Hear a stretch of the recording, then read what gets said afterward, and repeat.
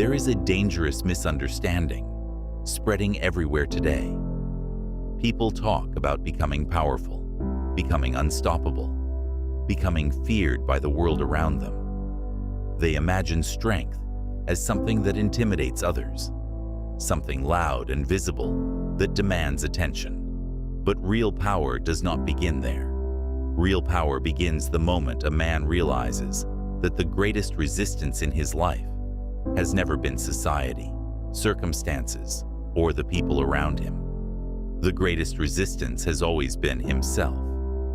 Every man carries two versions of himself inside his mind. One version is disciplined, focused, and capable of building a life that commands respect. This version wakes up with purpose, accepts responsibility, and moves forward, even when progress feels slow. The other version is quieter, but far more dangerous. This version negotiates with comfort.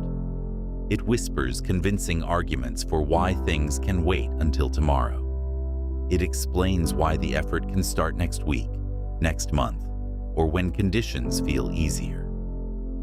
Most men never recognize how powerful that voice becomes when it goes unchallenged. Over time, it slowly lowers standards. It replaces discipline with convenience. It replaces responsibility with distraction. And eventually, it creates a life that feels smaller than the potential that once existed.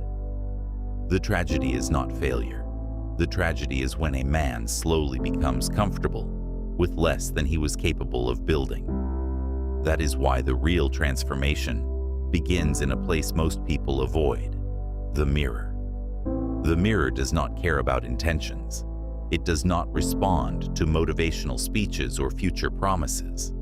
It only reflects the reality of the man standing in front of it. That reflection reveals the habits that were followed, the work that was avoided, and the discipline that was either honored or abandoned.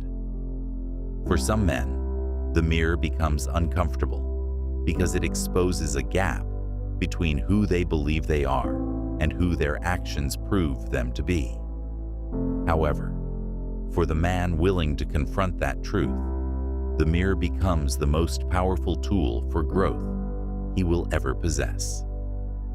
Because once the truth is visible, the decision becomes simple. Either the man accepts the current version of himself and continues living within those limits, or he decides that the version staring back at him is no longer the final version of his story.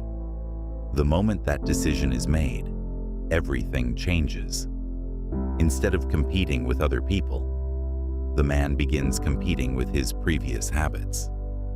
Instead of worrying about approval, he begins building a standard that does not require validation from anyone else. His discipline becomes quieter, but stronger.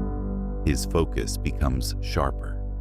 And gradually, the version of himself that once controlled his excuses begins losing influence. Eventually, something remarkable happens. The man who once struggled to keep promises to himself becomes someone whose standards are difficult to break. The voice that once encouraged comfort becomes weaker because it is no longer being obeyed. What remains is a man who has become dangerous in a way that very few people ever achieve. Not dangerous because he threatens others. Dangerous because he has removed the limits that once held him back. When a man reaches that point, the mirror no longer reflects frustration or doubt. It reflects a person who has taken ownership of his potential and refused to settle for anything smaller than what he was capable of becoming. And that transformation does not happen because the world changed. It happens because the man finally decided that the version of himself in the mirror would no longer control the direction of his life.